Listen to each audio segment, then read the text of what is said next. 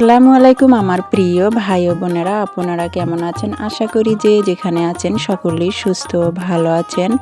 আমিও আলহামদুলিল্লাহ আল্লাহ তাআলার অশেষ মেহেরবানিতে ভালো আছি। সকাল থেকে টিপটিপ বৃষ্টি পড়ে, বৃষ্টির কারণে বাহিরে বের হওয়া যাচ্ছে না। আমার আবার বাহিরে বের হতেই হবে, কারণ কাঁচা বাজার আমার রুমে একেবারেই নেই। তবে মাশাআল্লাহ উঠানে কিন্তু অনেক রকমেরই সবজি আছে।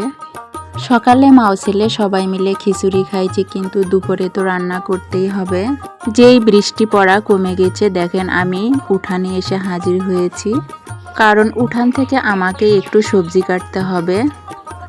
আর এই সবজি দিয়েই দুপুরের খাবারের আয়োজন করব। আমি গ্রামের মেয়ে, গ্রামের বউ। আমার মতো যারা গ্রামের বউ আছে তাদের কিন্তু একটু বুদ্ধি করেই চলতে হয়। আবার আমার মতো যাদের হাজবেন্ড বাহিরে থাকে তাদের কিন্তু আরেকটু বেশি বুদ্ধি করেই চলতে হয়। দেখেন মাশাআল্লাহ আমার কলমি শাকগুলো কতটা সুন্দর হয়েছে। ছোট্ট ছোট্ট ব্যাগে আমি এই কলমি শাকগুলো লাগাইছি।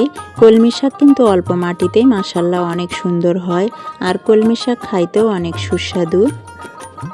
কাছে টাকা থাকলেও অনেক সময় আমি কিন্তু বাজার করতে পারি না, আর তখন কিন্তু আমার এই উঠানের সবজিগুলো অনেক উপকারে আসে।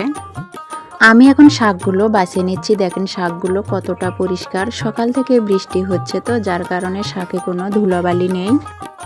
আমার এই জীবনযাত্রা কারো যদি একটুখানিও ভালো লেগে থাকে তাহলে please like, comment, share, subscribe করে আমার পাশে থাকবেন। আমি এই কলমি শাকের মাঝে একটু মিষ্টি কুমড়ো শাক মিশাল দিব। মিশালি শাক কিন্তু বেশি মজা লাগে। এই তো আমি মিষ্টি কুমড়ো শাক কেটে এনেছি। এই মিষ্টি কুমড়ো শাক কলমি শাকের মাঝে দিব, তার সাথে দিব একটু কাঁঠালের বিচি দিয়ে ভাজি করব। শাকের মাঝে যদি আলু কিংবা কাঁঠালের বিচি দেওয়া যায় তাহলে কিন্তু শাকের স্বাদ আরও দ্বিগুণ বেড়ে যায়।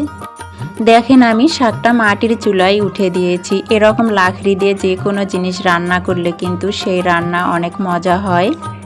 তবে আজ আমার রান্না করতে কিন্তু একটু কষ্টই হচ্ছে, কারণ বৃষ্টির পানিতে চুলাটা ভিজে গেছে। ভেজা চুলাতে একটু কমই জাল জ্বলে।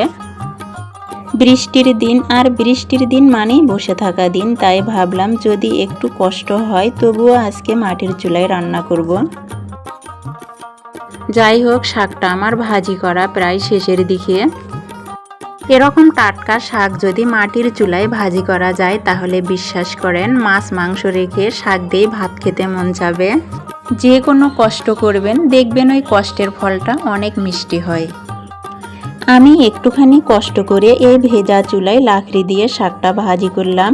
আমার কিন্তু শাকটা খাইতে ভীষণ মজা লাগবে, যে মজাটা হয়তো বা আমি গ্যাসের চুলায় শাকটা ভাজি করলে পেতাম না।